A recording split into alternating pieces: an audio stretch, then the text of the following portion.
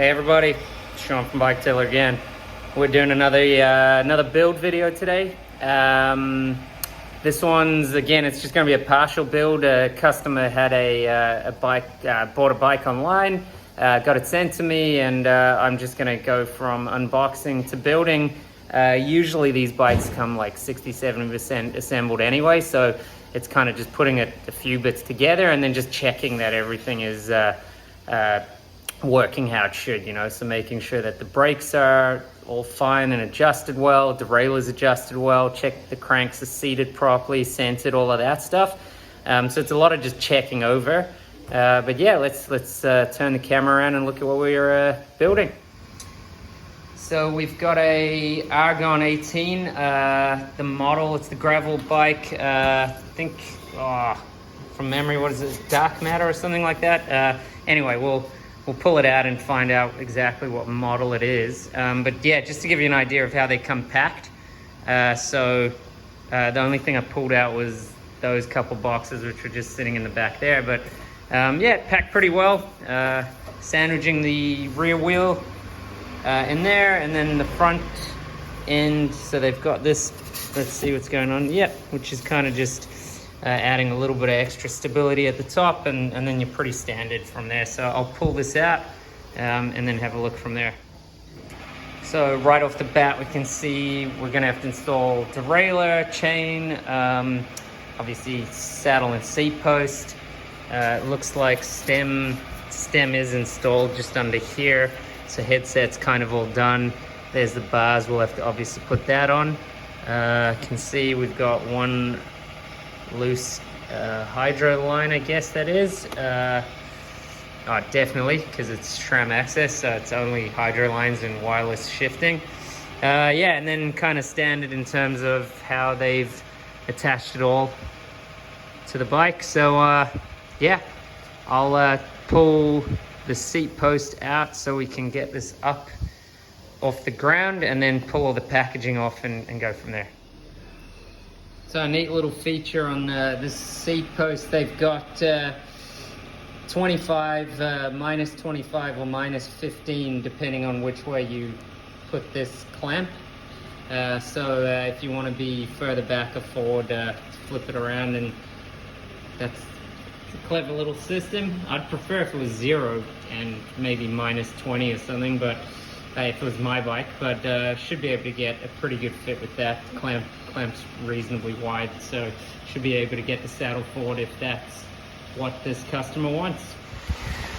All right, so with all the packaging off, this is what we're dealing with. It's yeah, partial build, so I guess the lines have been threaded through, headset's all done. I'll double check that once the wheels are in, but so we're gonna have to connect the hydro, put the rear derailleur on, put the chain on, check all of that stuff.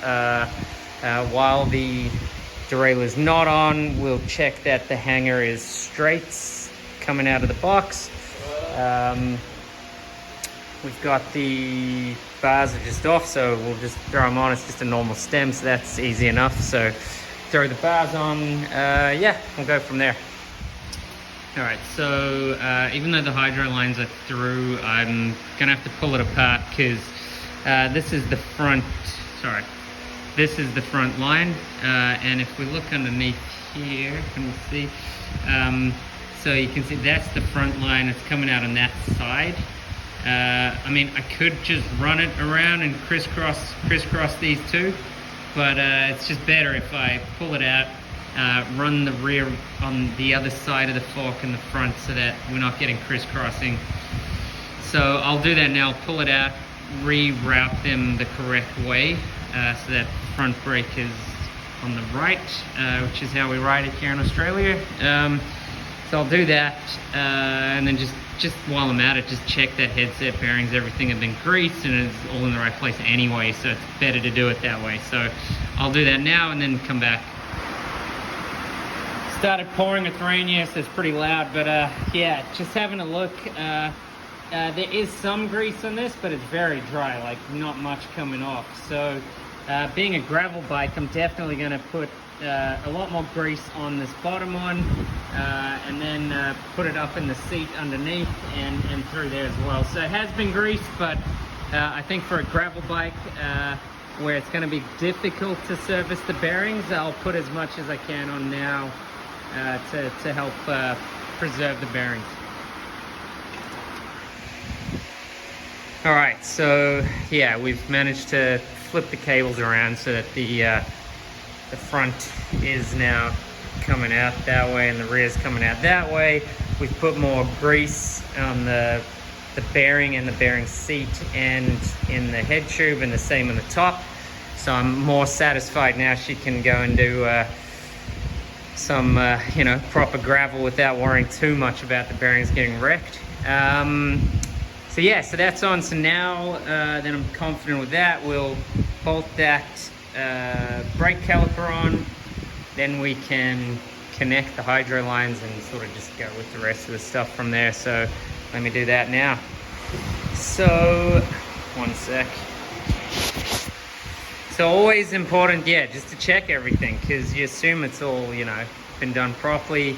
For the most part it's looking all right, but yeah, I can feel just with a bit of wiggle that there's some play there in the crank. So we'll be making some adjustments with the preload there, and before we do that, even we'll grab the ruler and just do a really quick check to see if we are centered or not. So let's have a look. So what are we, 60, what is that, 61, 62, and on this side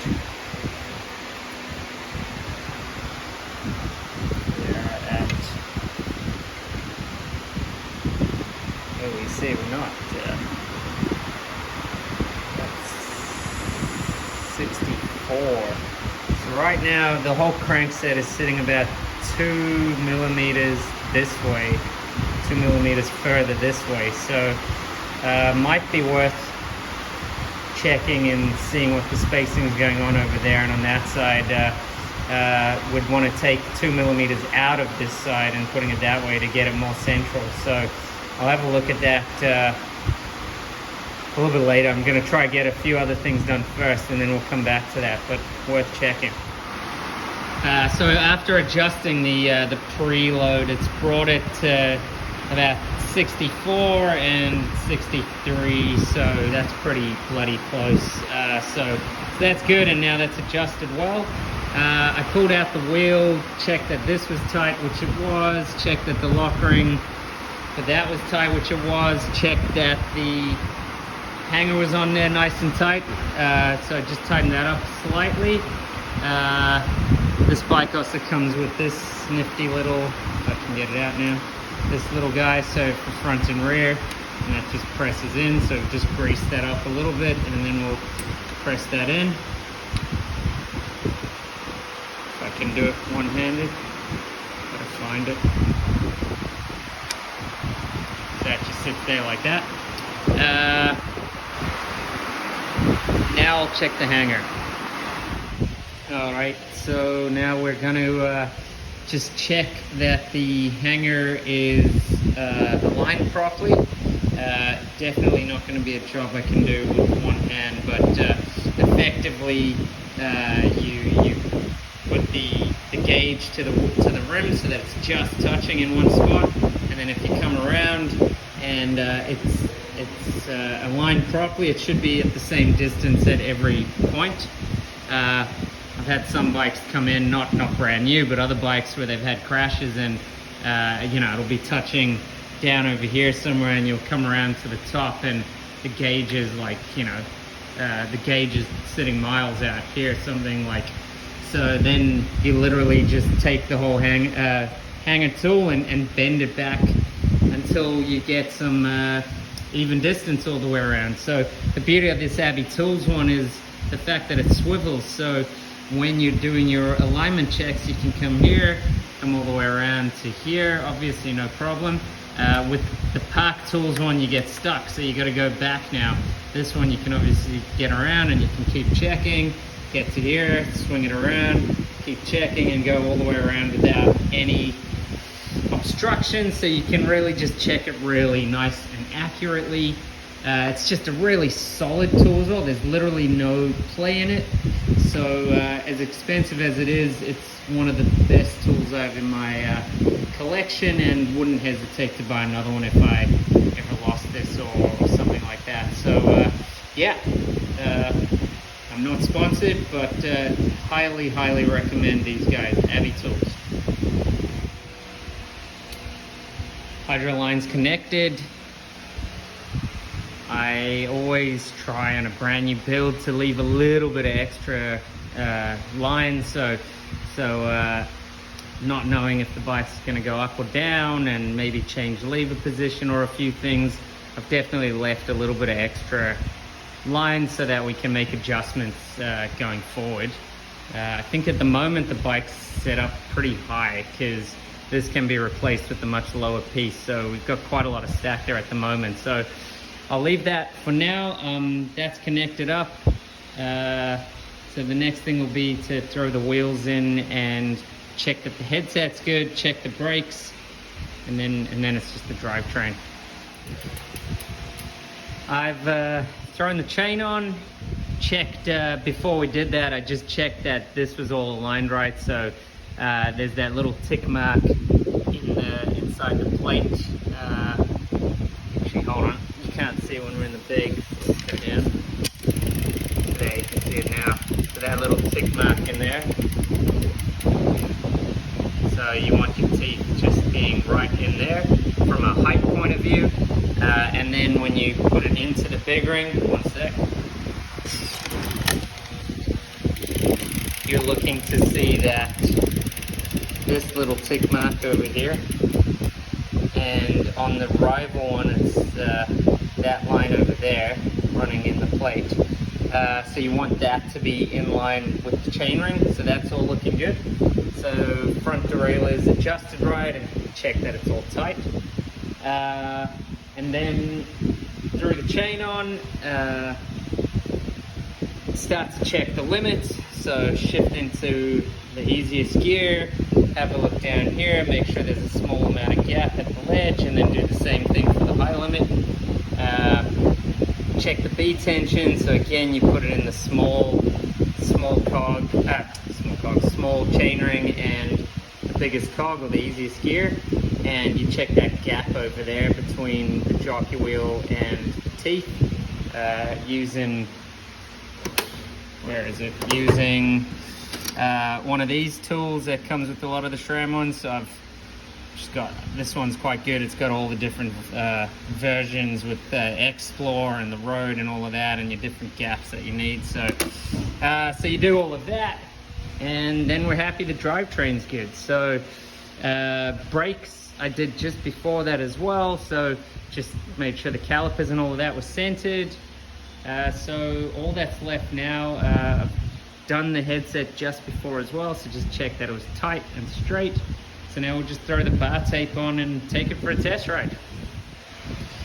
And there it is, finished. Obviously those pedals I'm just gonna use for a test ride, but wrap the bars.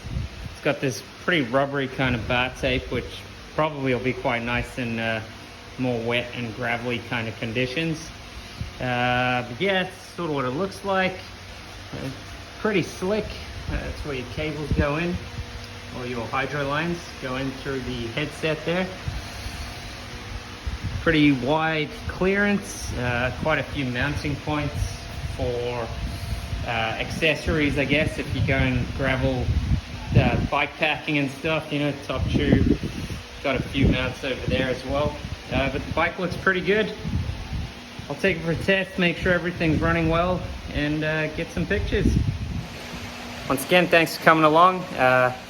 Always fun building up new bikes.